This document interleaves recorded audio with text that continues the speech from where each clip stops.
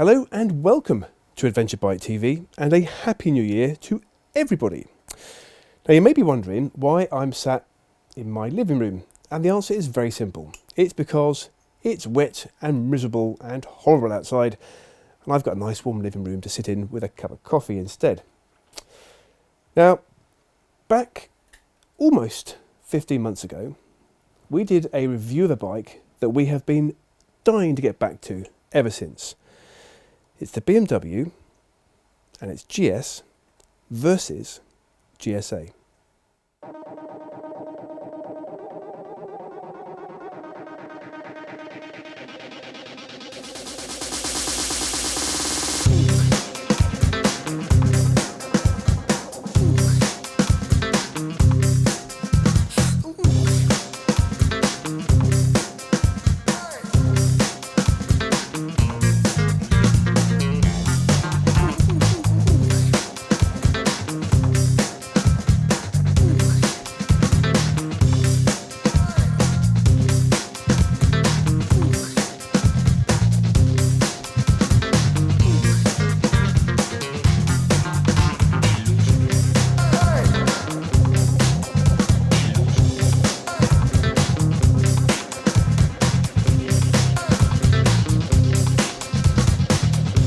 Now, it's been well over a year since we test rode the BMW 1200 GS Adventure, but that wasn't any old GS 1200 Adventure, it was a Touratech version. And that just didn't have cases and a few accessories. It was really a very different version of the bike because it had suspension and all manner of other bits and pieces. So it wasn't the bike you'd buy if you went out and bought one from a BMW dealer. But we've wanted to test ride the GS 1200 Adventure, the standard version if you will, and compare it against the standard GS 1200. So we've been invited down to Alton and Barnstormers to test ride those two bikes.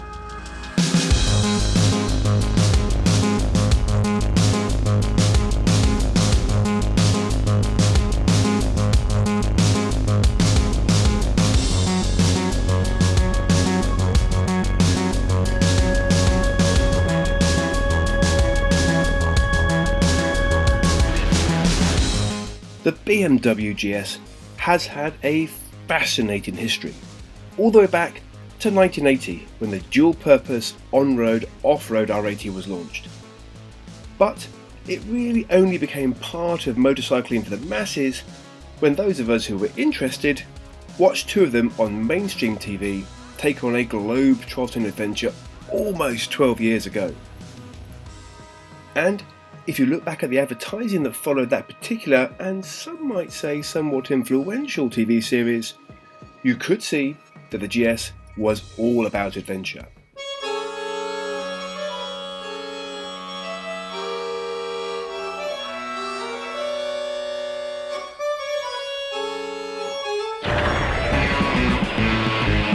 Some guys spend all weekend polishing their bike.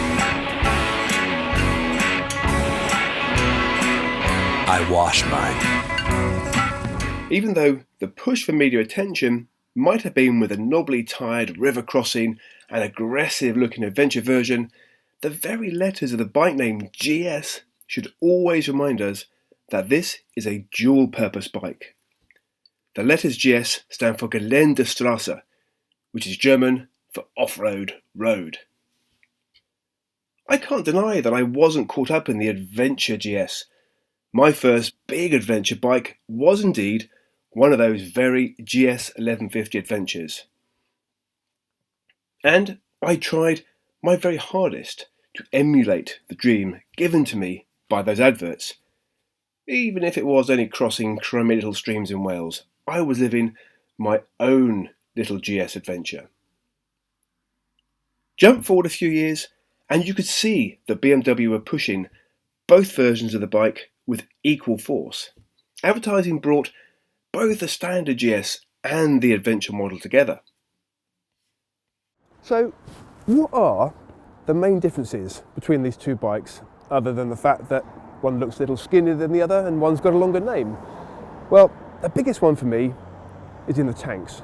So you get 30 litres on the Adventure, you get 20 litres on the standard bike, which gives the Adventure an astonishing 400 mile plus tank range. You also get spoked wheels on the GS Adventure. You don't get them on the standard bike. And of course you get all the metalwork and all the scaffolding, the engine bars, and as standard, all the luggage racks on the Adventure. Other than that, what they tell you at the dealership is if you really want to understand the difference between these two bikes, is you've got to take them out and ride them.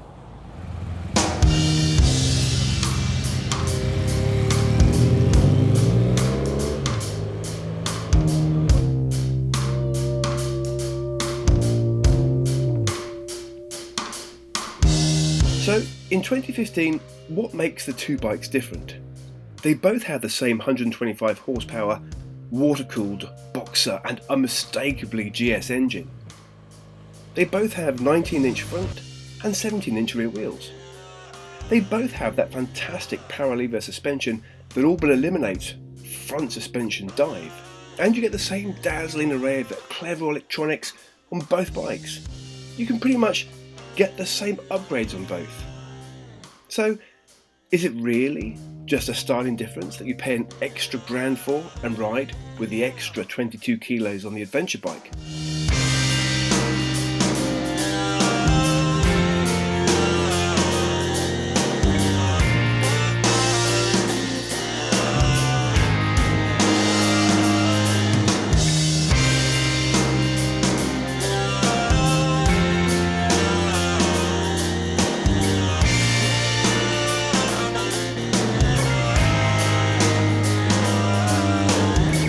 Okay, so with the adventure model you get spoked wheels, engine guards, better tank range, bodywork changes and luggage racks.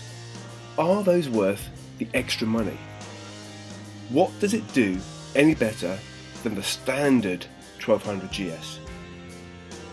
As the Toby Keith song goes, yes, you heard me right, Toby Keith, is that all you got?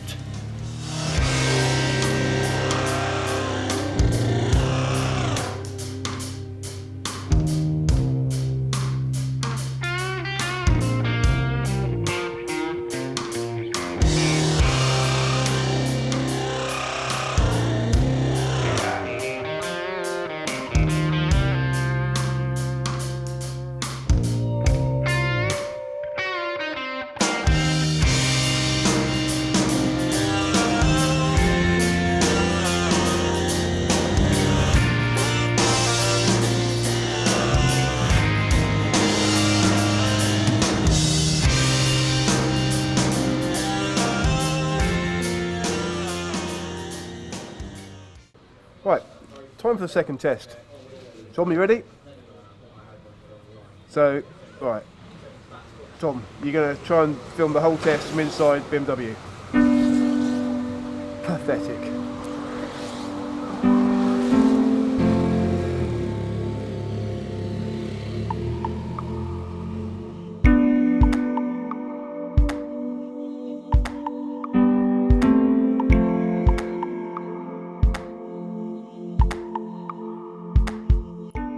So, what are these bikes like to ride?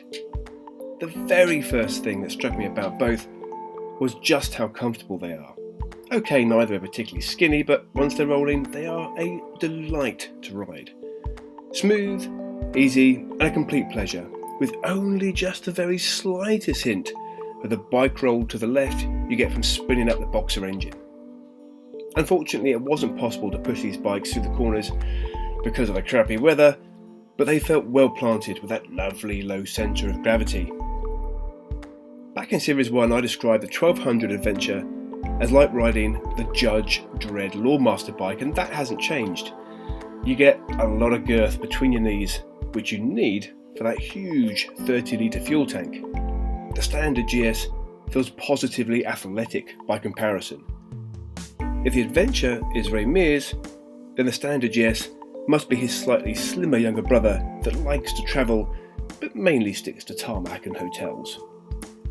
Despite the wind and the rain, I was really rather enjoying myself, equally on both machines. I've had a lot of friends and known a lot of people who've owned GS 1200s, and I could never quite get my head around or understand why they would not have gone for the Adventure. Because it's got the pedigree, it's got the looks. Why go for the standard GS? So I asked them the question, and the answers were usually very, very similar. You get the same brake horsepower, same 125 horsepower. You can spec it up a little bit to look more adventure-y, and it's not built like a tank. And you still get a 250 mile plus tank range for a lot less money. So why would I go for a GS if I'm not fussed about the looks? And having ridden both bikes today, I can understand that. I can see why you'd go for the 1200 potentially rather than the Adventure. But let's not pretend in any way, shape or form that that name is not important, and it certainly would be to me. The Adventure name and the pedigree it brings with it is hugely important. So I guess the question would be, if I had to choose between the 1200 GS and the Adventure, which one would I have in my garage? My head would probably tell me the standard GS, but my heart, absolutely, for those looks and the pedigree, would go with the Adventure.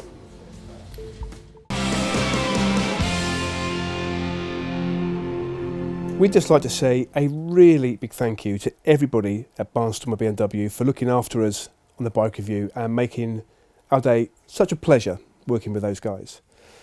Now, one of the bikes that's been on everybody's lips over the last year is the Honda Africa Twin. And we got our first opportunity to take a look at it in the flesh, along with a whole host of other new bikes at the NEC Bike Show back at the end of November.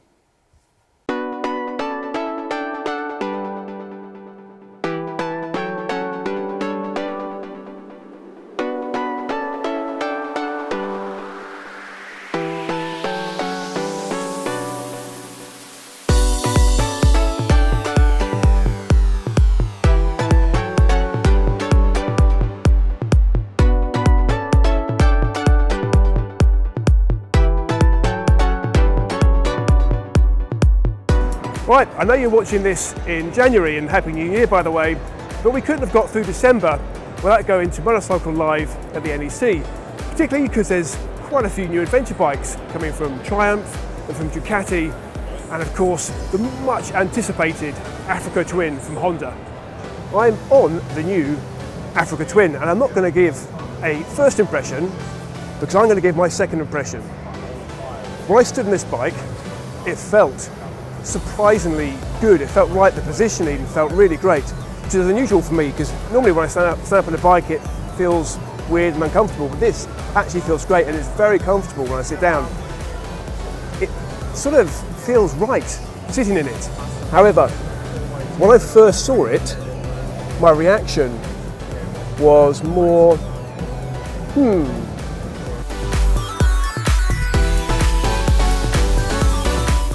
So let's just talk a little bit about the basic specs of this bike. You've got a parallel twin, it's a litre size bike, comes in for the basic version about 10.5 grand and weighs in just over 230 kilos. So where does that fit? And I think that is the interesting question. At the price, it's a pretty good bargain. The size and the speed and the power, because it's under 100 horsepower, that's the really difficult one, because the way the market's been going, the adventure bikes have all just been getting more and more powerful, and really the big adventure bikes have been getting physically bigger and bigger. So it's not light, but it's not heavy. The price is right, but it's not powerful. And at this point, until I ride it, I really don't know where that fits. So I've been around these bikes for, I don't know, 20 or 30 minutes now.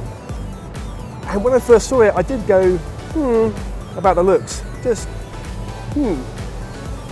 But I gotta be honest, the longer I spend around them, the more I like it. And actually I'm really, really excited about taking one out.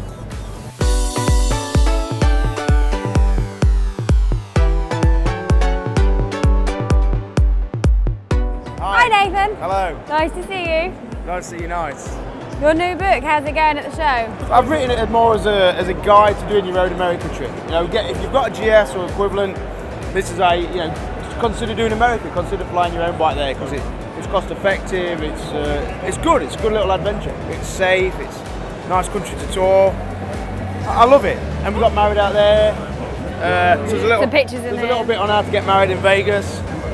Have you done a step-by-step guide of how to get ready? And on the how to consummate as well. Yeah. Like a step-by-step consummation page. 2 up. Yeah, like that. So that's it. Wow. But it's been a good show.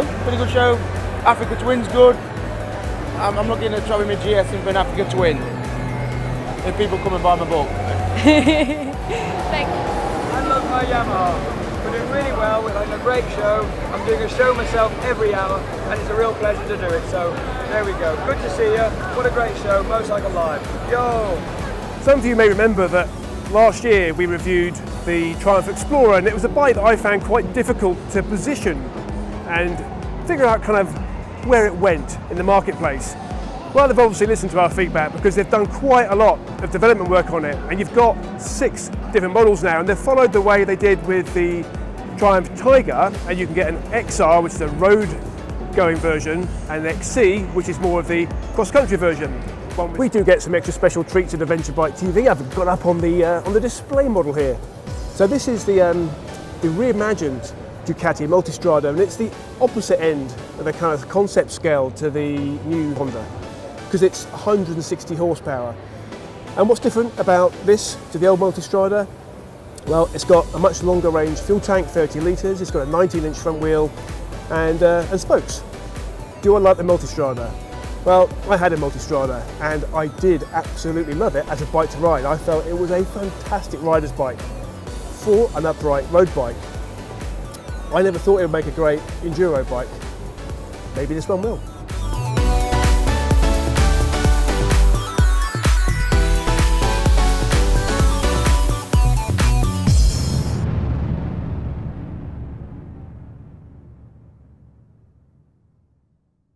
We'll be getting our hands on, hopefully, all those new bikes very soon in the new year.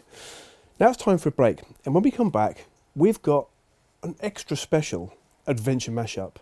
We've got a film about Chris Scott, made by Austin Vince.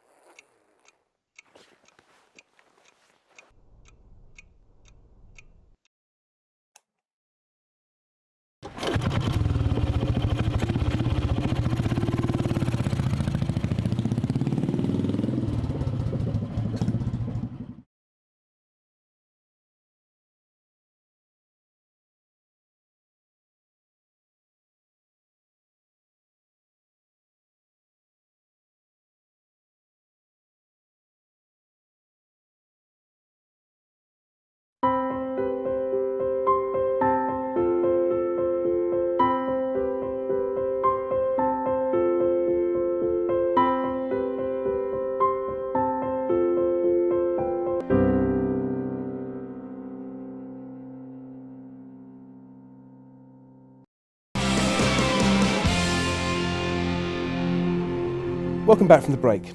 Now, at Adventure Bike TV, we always talk about ventures being anything you want them to be. And Chris Scott is one of the most well-known adventure authors and travellers, having travelled all over the world. But Austin Vince has done a little film about Chris Scott's adventures starting on the streets of London.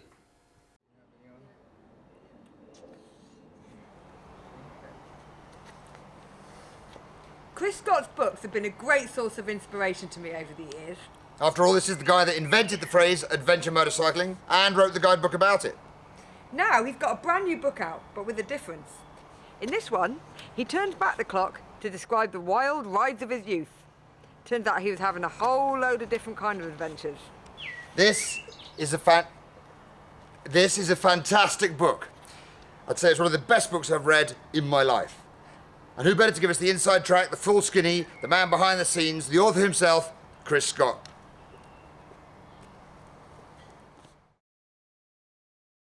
Well, over the years, I've become well known for books like Sahara Overland, The Adventure Motorcycle Handbook, and Traipsing Over Sahara. But some of my most exciting times, my most action-packed years were spent right here in central London in the 1980s. It's an amazing story of a niche motorcycling lifestyle that's never been told before. I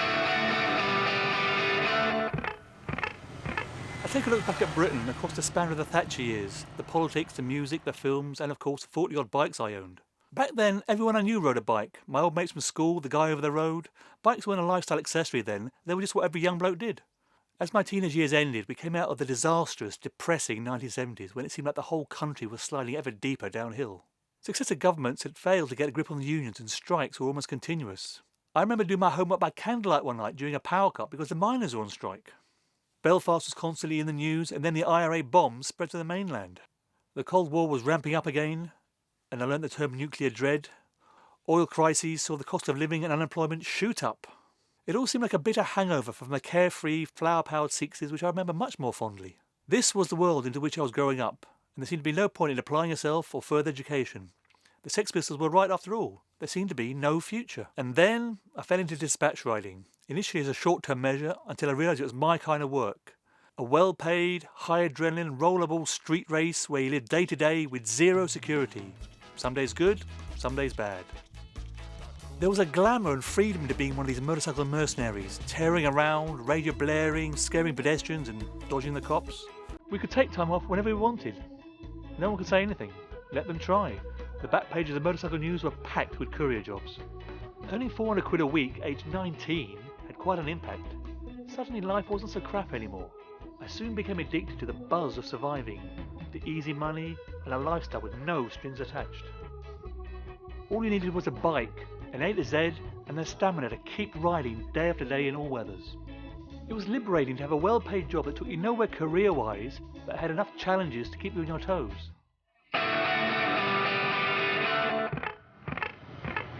One thing that added to the job's allure were the misfits, druggies and eccentrics who were attracted to dispatch riding in those days. Like me, most of these slackers hadn't been around long enough to drop out. They hadn't even dropped in yet. We all thought we were Mad Max, outsiders, an elite band of courier commandos. It was us who took on the dangerous, dirty work of delivering the scraps that fed the machine. Then, if you had a really good week, you'd fix up the other bike and take a ride down to France, or in my case, North Africa.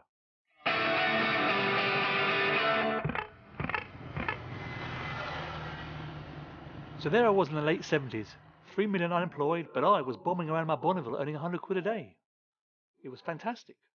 One year, I think it was 1980, I must have owned 6 or 7 different bikes, and that included 2 months off with a broken foot. I wanted to try everything. BMWs, competition enduro bikes, street racers, UJMs, old Brit twins, nitrous oxide injection, call-out silencers. I wanted it all. This book is a prequel to my better-known adventures. The impulse to explore and experiment was in me just as it was in most other young guys. But at the time I chose to express it on the streets and in the squats of London. At school, I'd assumed a career choice would present itself to me, and I trod off to university, get a proper job, marriage, mortgage, a family. But I missed out on all of that. Instead, dispatching, squatting, and the desert travels proved it was possible to lead an alternative lifestyle without having to wear a red band or wave a black flag. There was a certain gratitude that we were able to enjoy these freedoms. It really was better back then. I wouldn't want to be a courier now. This book is a how not to do it counterpoint to my practical and sensible guidebooks. Dispatch riding in the 80s was a wild ride, and I wanted to share that story.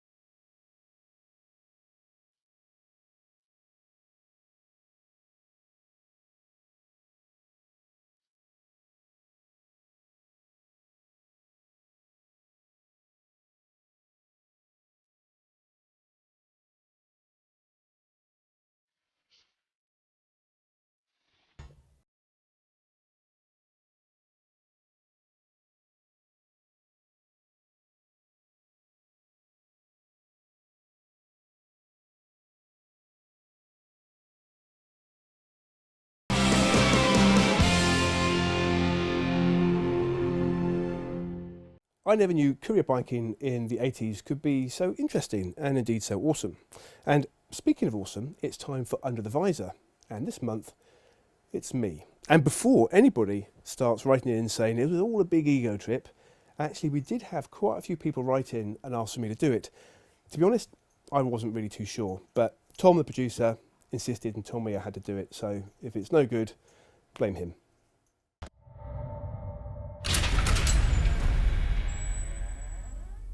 James Cargo Motorcycle Shipping sponsors Under the Visor.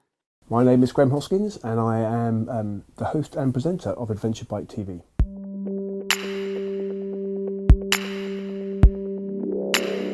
Up until 10 years ago, pretty much, maybe 11 years ago, I was pretty much exclusively a sports bike rider, and in fact I've still got one of those sports bikes here in my man cave, my Farblade. And I suppose I had sort of mini adventures. I used to go away for weekends with my mates and ride out to Wales and ride up north. But over time those things just became go somewhere, get drunk, ride back, less of an adventure I suppose. Although we never really thought about them as adventures. I then watched, like many people did, that TV series 10 years ago with a couple of actors going around the world. And rang up my mate who I normally go biking with and said, look, you've got to watch this TV series. It's about two friends, it's like you and me, but they're on their bikes going around the world. He watched it and we both decided we needed to do something a bit different, a bit more adventurous.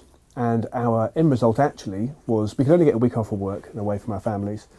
So we said, what can we do in a week that would be adventurous and different? And our answer was ride to Moscow and back, which sounded great until we looked at how far it was, and it was 4,000 miles, which we planned to do in a week. And that was the start of it, really. So I was diagnosed with non-Hodgkin's lymphoma, which is cancer of the lymph glands, a fairly aggressive cancer when I was just before my 21st birthday. There'd been no outward signs of it, other than I'd found a lump underneath my arm. And it was diagnosed as a very aggressive form, as in literally they said, we need you to come in and start chemotherapy in 5 days' time. They said the prognosis was average, so there was a good, a reasonable chance that they could fix it, but it wasn't guaranteed by any stretch of the imagination. And I knew a couple of guys whilst I was at university, who were also suffering with cancer of various different sorts. And there's different ways you deal with those things. So one guy became very withdrawn, didn't speak to people, stayed inside all the time. And I took the opposite view, which was embrace it. Maybe that's the right word, not embrace it, but just get on with life and deal with it, and wherever possible turn it into a party, which is kind of what I did. So even though I lost all my hair and put on loads of weight and got really, really, really quite ill, and I was a long way from my family, but my best mate who I was sharing a flat with and my girlfriend at the time were very, very supportive. And actually within a few weeks of finding out that I was ill, I was organising a charity motorcycle trip. So that's probably a good example of how you can turn something that was very negative into something that's very positive. So we organised this bike trip, we got bikes loaned to us, we dressed as chickens and rode from Plymouth up to London and back and raised thousands of pounds for charity. Which I guess kind of sets a scene for how that changes your perspective on life. Is you've got to take the bull by the horns and make the best of it, no matter what crap life throws at you. Yeah, one of the side effects of the treatment I had was that it made the ball and socket in my hip joints just basically crumble. So at the age of 23, I had my first total hip replacement. A year later, I had the other side done, and I've had 3 since because they don't last very long. They last about 15 years, particularly when you're active. When I had it done, I was really into running, basketball, squash. Really tried very hard to keep fit. And all those things I was told not to do, even if I might be able to do them, those types of activities would just wear these new joints out. So you have to change your life. I went back to swimming, which I'd done as a kid. But again, you make the best of what you've got. And my view was the cancer I'd had only been fixable for 5 years. So actually I was quite lucky in that respect. You know, unlucky to get it, but I was lucky to get through it. And if it hadn't been for hip replacements, I'd have been stuck in a wheelchair. So I was still able to walk, I was still able to swim, and I was still able to, later years, mountain bike, but most importantly, I was still able to motorbike. I was still road biking at the time, but since then I've been able to do off-roading. I'm a very, very average off-road rider, but I do enjoy it. So the hips haven't stopped me doing any of those things. So when I rode to Moscow and back with my best mate, Andrew, we filmed that for ourselves because we were just obsessed with making movies of our motorbike trips. But I thought there was something interesting in the whole endurance motorbike adventure. You know, we were riding 12, 13 hours a day. At a time I didn't know anything about Kevin and Julia Sanders, or any of those guys who, you know, hold world records for going around the world. That I didn't know any of that. But I thought it would make an interesting TV series to see people trying to do endurance motorcycle adventuring. But I could still only ever have 2 weeks off of work. So that kind of defined what I was trying to do, which is what's an amazing travel adventure you can do in 2 weeks that was involving lots of mileage. And my idea I came up with was to go around the Mediterranean Sea. So do North Africa, Middle East and Eastern Europe and home. And I spent 2.5 years trying to find a way to get that on TV, which would take far too long and be far too boring to talk through the detail of that. But the end result was I actually got some advice from Russ Malkin, who was one of the producers of Long Way Round. And he said to me, if you've not done stuff on TV before, he said, just go and do the trip, have fun, film it as best you can. And if it is that good, someone somewhere will take it up. And that's what I did. I met Danny because he was a guest columnist for Motorcycle News, and I was trying to find somebody to go with on the trip. They sent me his details, I emailed him, he emailed me back, we spoke on the phone, 24 hours, he was coming with me. That's simple as that. It was good timing for him. He'd been through a tough year, he just needed the time out away from the limelight. And before we went, I said to him, we'll either hate each other when we come back from this, or we'll be good mates. And luckily we are good mates. We filmed it all on a camcorder and a couple of really, really rubbish SD helmet cameras. And when I came back, I put together like an 8-minute promo of, you know, some of the best bits and why I thought it was interesting. Got a little narration to it, sent it around TV channels, and one of them took a bite at it. The post-production bit actually was harder and more challenging and more emotionally draining than anything that had gone beforehand, trying to get that done. But that's how Mad and the Med started. I think as long as you go and have your adventure, it doesn't matter what you do it on. Genuinely, I think if what makes your adventure is doing it on a 350 25-year-old trail bike, or indeed on a 110 Australian postie bike, or whether it's doing it on a £20,000 GS 1200 adventure with all the bells and whistles, if you're going and having your adventure, it doesn't matter. It's having your adventure. Austin makes a very valid point though, which is, if you spend all your money on a bike, which leaves you no money for your adventure, then buy a cheaper bike and have your adventure. And I understand that.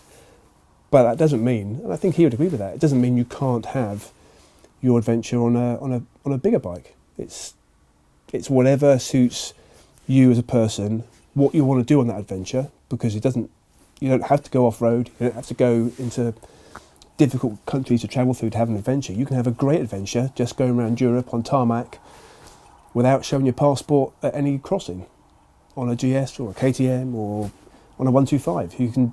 Adventure can be anything you want it to be. So that's not sitting on the fence. I genuinely think it can be whatever it is you want to be. And I've had fantastic adventures on 600cc bikes. That's what we did around the Mediterranean Sea. On 1200cc bikes that we used down to the Gambia. And equally, I've been on an amazing adventure around Thailand with my wife on the back of a 250 Honda single with full give-you luggage, side boxes and top rack. And that was an amazing bike to do that trip on. It was the right bike for that time, for that adventure and for us. So it can be whatever you want.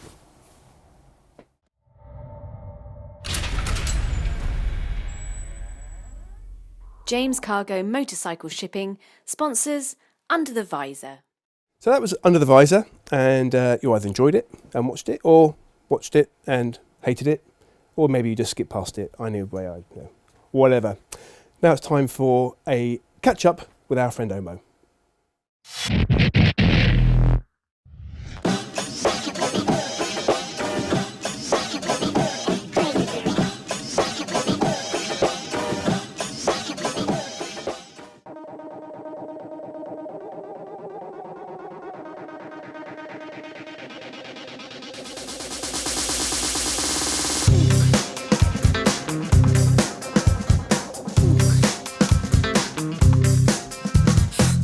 Up to the trip, you know, very normal. I'm excited about it. At the same time, a bit nervous, but by and large, I'm quite ready for the trip.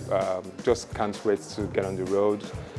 The weather down in England has been really wet, cold, windy, and I can't wait to get out into the sun and get some heat in my bones. I think it's fantastic. I think he's mad, but in a good way. He's doing a great thing. He's breaking a record. He's raising money for charity. He's taking time out of his own life to do a fantastic thing, and we're right behind him. We'll support him all the way. I think he's mad. I think everyone thinks he's mad, but it's a good thing. It's a good thing. It's good for him to be able to take time out of his busy schedule to give back by raising money for charity.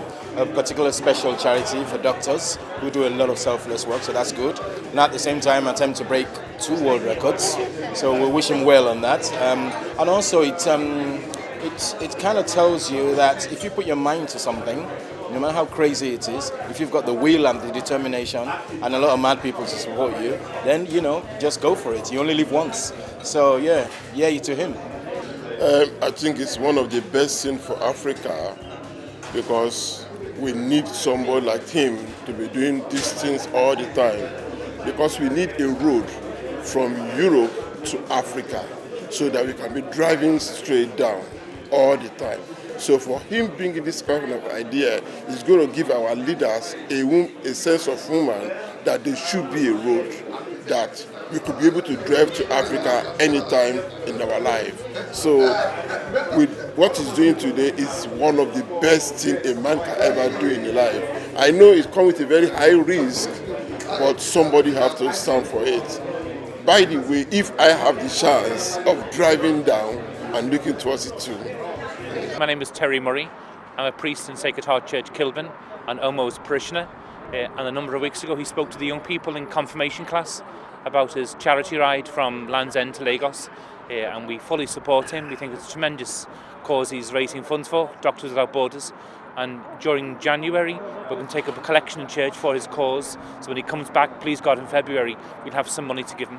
But we wish him all the very best from Kilburn. He's a great man. Yes, I leave Land's End on the 5th of December, bright and early, going to Dover to grab the train to Calais, and from Calais just riding across France, from France into Spain. I might not make Spain the first night, but we'll see how it goes.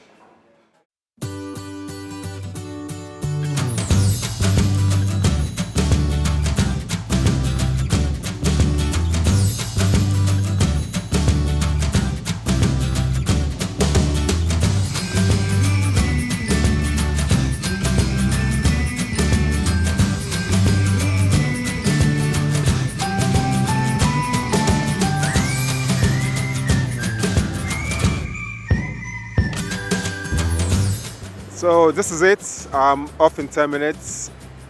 Please pray for me that it all goes well. I'll be sending you updates on my Facebook page.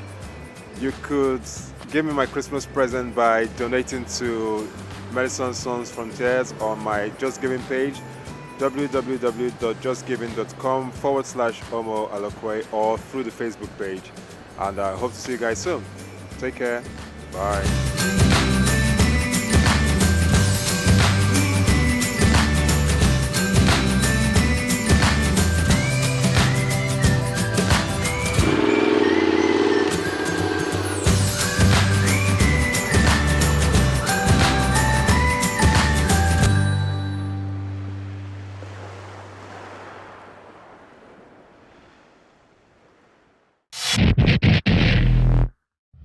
Now it's time for a break, and when we come back, we have the return of Slimbo's superlative suggestions and a fabulous film from the lovely people at Globebusters.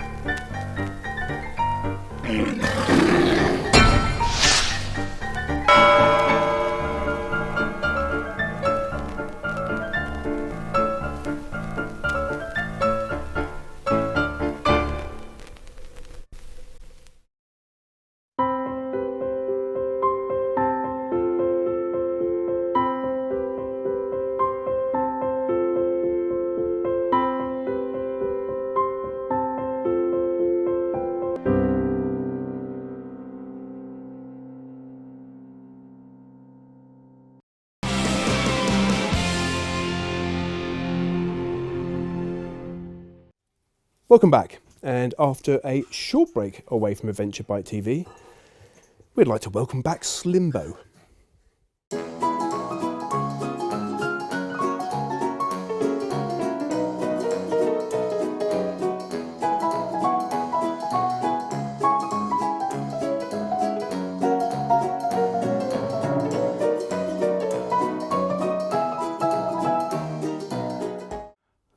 Good evening, adventurers, and welcome back to Slimbo's Superfluous Suggestions.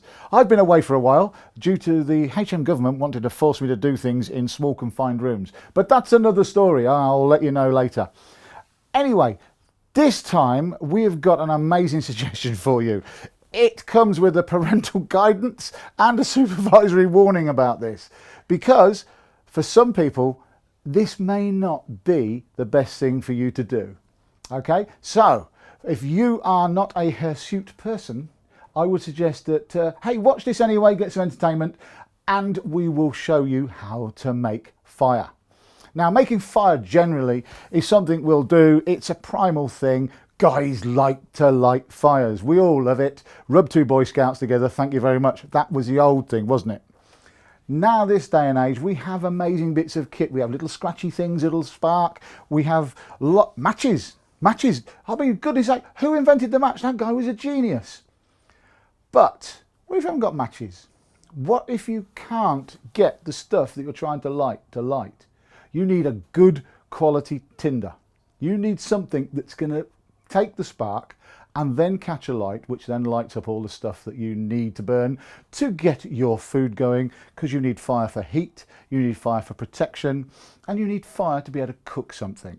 And survival out there, cooking hot food is a great one, especially if you're doing something, you're free camping somewhere and it's in the middle of nowhere, you've got a tin of something, you don't want to eat it cold, nice hot food is great, makes you feel good too. So anyway, let's start off. First things you're going to need a source to ignite. Now, I have this. No, I'm not going to burn this, but it comes with a little piece of kit here. Now, all you got to do, he said, if it'll work, I could be here sometime, so talk amongst yourselves. There you go. Look at that. That's your source. Now, you can get these things from lots of places. They are quite cheap. Buy them from China direct if you want. You can go to Amazon. Apparently, these guys sell this kind of stuff. Nice little knife. May need a little bit of a blade, an edge on there. Quite legal, but very, very functional. So you're going to need that. Then you're going to need something to obviously start your fire. Now, you've got your spark, you've got your ignition source, but you need something now to take that. Now, our suggestion is hair.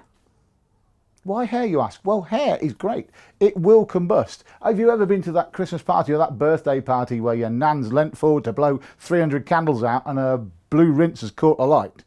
It's great stuff. You can take it from your head, moustache, beard, armpits.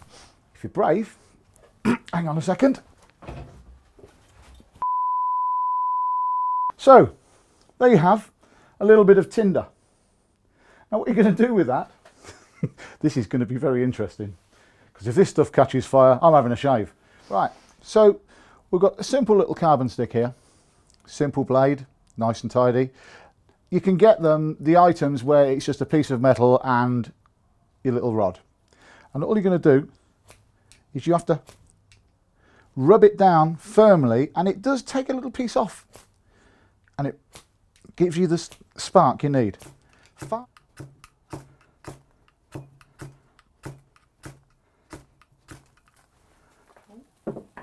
Ladies, gentlemen, boys and girls, we have fire. Da da da. And as you can see, in the Mythbusters world, we have proved that you can set light to your body hair. And that is a great tinder, because 9 times out of 10, you're pretty dry. And your hair is of a great material because A, it's free, it's growing all the time, unless you suffer from certain diseases, or you're a lady who likes to keep herself comfortable.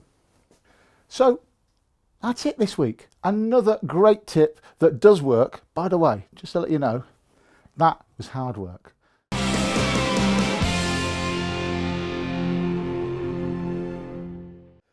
Right, That was, yeah, well, okay. Now, if you need a big trip, but you don't know where, who are you going to call? Globebusters.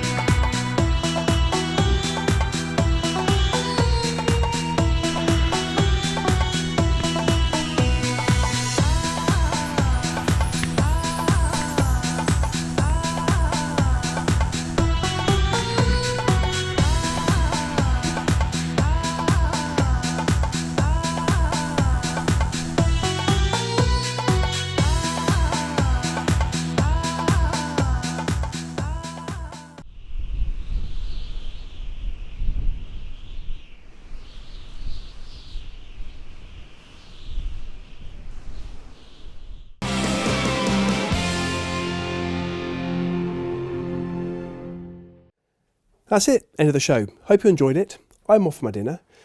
Keep your eyes peeled for next month's show in February, where we have Charlie Boorman going Under the Visor. Do email us in with all your questions for him. Have a great start to your new year.